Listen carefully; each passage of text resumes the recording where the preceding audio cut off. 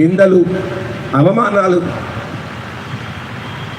మేము వాటిని బాగా అనుభవించాం. దైవజనులు సురేష్ అయ్య గారు ప్రభు దగ్గరికి వెళ్ళిపోయిన తర్వాత, లేకపోతే ఆ తర్వాత మాకు ఎదురైన కొన్ని సందర్భాలు మమ్మల్ని అవమానపరిచి, ఒక వ్యక్తి అయితే మా దగ్గరకు వచ్చి ఎవరో తెలుసా, ఈ గ్లోరియస్ మినిస్ట్రీస్లో సేవకులందరూ దుర్మార్గులు అయిపోయారు, చాలా ద్రోహులు అయిపోయారు, అందుకే వాళ్ళ మధ్య నీతిమంతుడైన వ్యక్తిని ఉంచడం ఇష్టం లేక దేవుడు తీసుకెళ్ళిపోయాడని మా గురించి చాలా హేళనగా మాట్లాడిన కొన్ని సందర్భాలు ఉన్నాయి.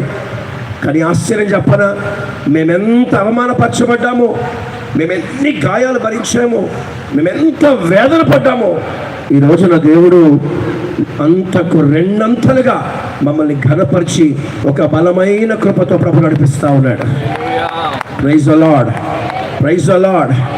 నేను అంటాను, ఒక వ్యక్తిని కోల్పోయి కుటుంబం గాయాలతో ఉంది, సేవ గాయాలతో ఉంది, విన్నారా? పరిశుద్ధ విశ్వాసులు గాయాలతో ఉన్నారు, సమస్యల మధ్య నలిగిపోతూ వేదన మధ్య ఉన్నారు. వీలైతే వారిని ఆదరించడానికి ప్రయత్నించండి, కానీ వారి విషయమై బ్రతికిన వారిని చచ్చేవారిగా చేసి వారిని ఇబ్బంది పెట్టకపోవడం ధర్మం, అది మంచిది, అది ఆశీర్వాదం అని చెప్పడానికి నేను ఇష్టపడుతున్నాను. దేవునికి మహిమ కలుగునుగాక.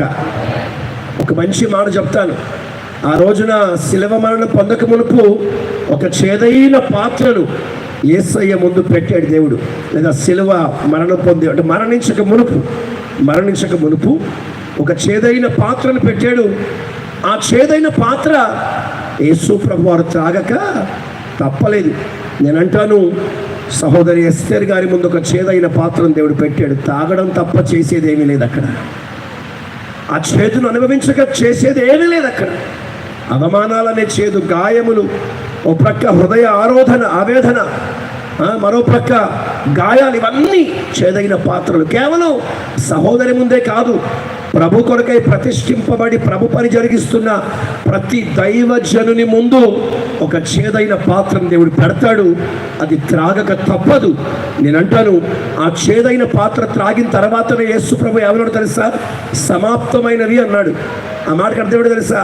ప్రభువా, నా జీవితంలో ఏ అనుభవాలు నేను అనుభవించవలసి ఉన్నదో, ఏ శ్రమలు అనుభవించవలసి ఉన్నదో, ఏ నిందలు అనుభవించవలసి ఉన్నదో, ఏ విధమైనటువంటి పోరాటాలన్నీ ఎదుర్కోవాలో, నా పట్లని సంకల్పములన్నీ నెరవేర్చబడ్డాయి అన్న మాటకు సూచనగా యేసు ప్రభువారు సమాప్తమైనవని పలికాడు.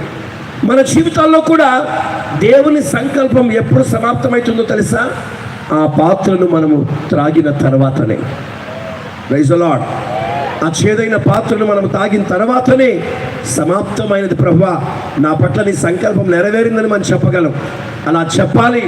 ప్రభువా, నీ చిత్తాన్ని సంపూర్ణంగా చేశాను, నీ చిత్తాన్ని సంపూర్ణంగా జరిగించాను అని చెప్పగలగాలి అంటే ఆ పాత్రను నువ్వు పూర్తిగా తాగలగాలి. ఏది అవమానాలు భరించని సేవకుడు ఎవరైనా ఇక్కడ ఉన్నారేమో అడగని చూద్దాం. నిందలు భరించని సేవకులు ఎవరైనా ఉన్నారా?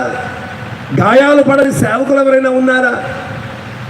బాధాకరమైన విషయం చెప్పనా, ఈనాటికి సేవకు వచ్చి 34 ఏళ్ళు అయిపోయింది. ఒక స్థాయిలో, తారాస్థాయిలో దేవుడు తీసుకెళ్ళి నిలబెట్టిన ఈ రోజుకి అవమానాలు తప్పట్లేదు, ఈ రోజుకి నిందలు తప్పట్లేదు, ఈ రోజుకి గాయాలు తప్పట్లేదు, ఈ రోజుకి వేదన తప్పట్లేదు, ఈ రోజుకి ఏడుపు తప్పట్లేదు.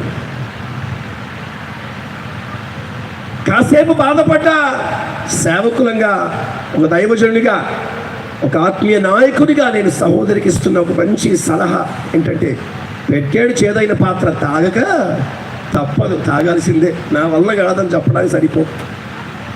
Praise the lord. త్రాగుదాం, దాన్ని అనుభవిద్దాం, నీ చిత్తాన్ని పూర్తిగా నెరవేర్చని ప్రభు అని అట్టహాసంగా ధైర్యంగా చెప్దాం.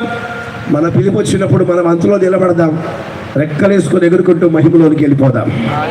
ప్రభు ఆ కృప మనకందరికీ అనుగ్రహించునుగాక. ఇదొకసారి ప్రభు మన ప్రియ సహోదరులు శామ్యూలయ్య గారి జీవితాన్ని బట్టి, వారి మరణాన్ని బట్టి, గత 3 సంవత్సరాలు దేవుడు ఆ కుటుంబాన్ని నడిపించిన విధానాన్ని బట్టి గట్టిగా చప్పట్లు కొడుతూ యేసుకి స్తోత్రాలు చెప్పండి. గట్టిగా చప్పట్లు కొడుతూ యేసుకి స్తోత్రం చెప్పాలి. చేతులున్న వాళ్ళందరూ చప్పట్లు కొట్టండి గట్టిగా. థ్యాంక్ యూ జీసస్ అని చెప్పండి. వందనాలు యేసయ్య అని చెప్పండి. వారి బ్రతికిన దినముల కొరకై నీకు స్తోత్రాలు, వారి మరణం కొరకై నీకు స్తోత్రాలు, పరిశుద్ధుల్లో ఒకరిగా పిలుచుకున్నందుకై స్తోత్రాలు, ఈ 3 సంవత్సరాల కుటుంబాన్ని ఆదరించేందుకు స్తోత్రాలు. పట్టణ చప్పట్లు గట్టిగా. సంఘాన్ని ఆదరించేందుకు స్తోత్రాలు. సేవకులను శ్రేయ